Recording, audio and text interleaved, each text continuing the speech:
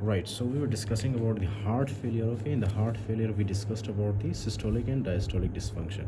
Now we'll see the left heart failure में आपको कौन कौन से फीचर्स मिलेंगे. सबसे पहले आपको मिलेगा ऑर्थोपनिया. राइट, ऑर्थोपनिया है क्या? Shortness of breath when supine. Right, जब आप लेटते हो तो आपको क्या होता है? सुपाइन का मतलब है जब आप लेटते हो so you will face shortness of breath. Okay, you will experience shortness of breath. Increase venous return from redistribution of body immediately gravity effect exacerbate pulmonary vascular congestion. That basically means कि जब आप लेटते हो तो क्या होता है? लेटने के बाद जितना भी ये फॉर एग्जांपल ब्लड है this will come in the left ventricle, sorry right ventricle से ये जाता है हमारे पल्मोनरी सर्कुलेशन में. ओके, फिर वहाँ से जाहिर सी बात है वो ब्लड के कंटेंट लीक होते हैं into the pulmonary vasculature. Fine.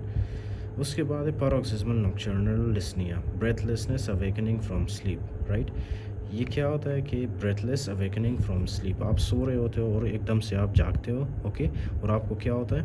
breathlessness. Okay, fine, आप सही से सांस नहीं ले पाते. increase venous return from redistribution of blood, reabsorption of peripheral edema etc. Right, pulmonary oedema क्या है? Increase pulmonary venous pressure, pulmonary venous distension and transudation of fluid, presence of hemosiderin laden macrophages, heart failure cells in lungs.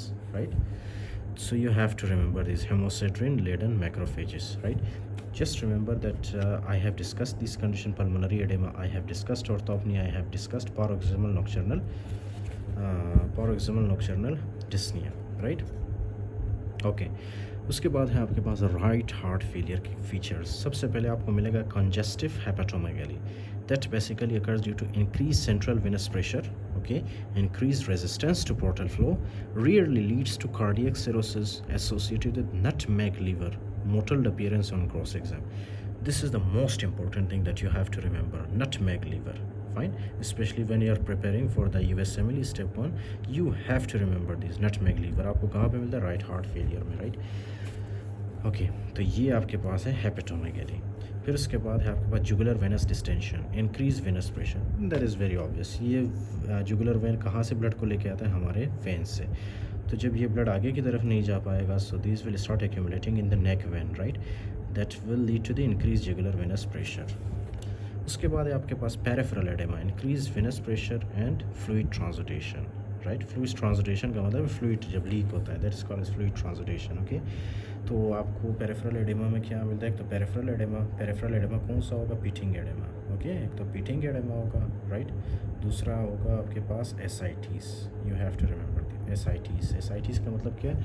When these blood will leak into the abdominal cavity, that is called is the ascites. Fine, so these are the conditions that we have discussed today about the heart failure. Okay, in the next maybe we'll discuss about the shock or we'll discuss about the cardiac tamponade. Okay, in the next lecture. Okay, you should read these. Okay, high output heart failure, you should read these. If you don't understand you can ask me and I will upload a separate video on this high output heart failure. This is very interesting actually, it is very interesting topic. Okay, fine. इसमें कुछ examples है जैसे कि anaemia, hyperthyroidism, wet beri, Paget's disease of bone.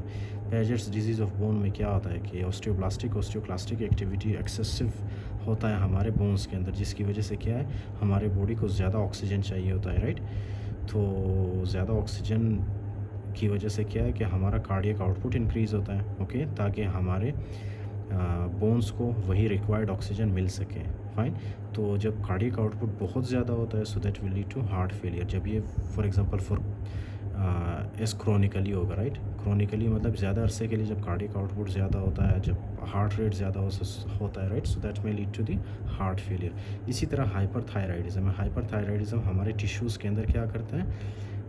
हमारे tissues के अंदर metabolism को ज़्यादा करता है. मेटाबॉलिज्म जब ज़्यादा होता है तो हमें ज़्यादा एनर्जी और ऑक्सीजन की ज़रूरत होती है. और ऑक्सीजन और एनर्जी हमें कौन प्रोवाइड करता है?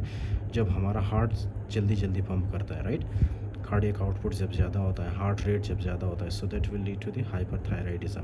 उसके अलावा है एनीमिया वाला कंडीशन, जैसे कि फॉर एग्जांपल बॉडी के अंदर है 3 ग्राम पर डेसीलीटर ऑफ हेमोग्लोबिन. तो इसी हेमोग्लोबिन को हमने अपने टिश्यूज़ तक पहुँचाना है. राइट, इसी हेमोग्लोबिन को हमने 3 ग्राम पर डेसीलीटर ऑफ हेमोग्लोबिन को हमने पूरे बॉडी में पहुंचाना है. राइट, जिसकी वजह से क्या होगा हमारे हार्ट को बार बहुत ज़्यादा जल्दी पंप करना होता है. फाइन, ताकि हमारे पूरी बॉडी के टिश्यूज़ को ऑक्सीजन सप्लाई हो, हेमोग्लोबिन सप्लाई हो. राइट, अच्छा, तो ये होता है आपके पास high output heart failure. So you have to read this. If you don't understand, I will upload a separate video on these. Okay, just don't worry, I will explain it for you.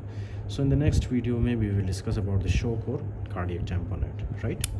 Thank you very much.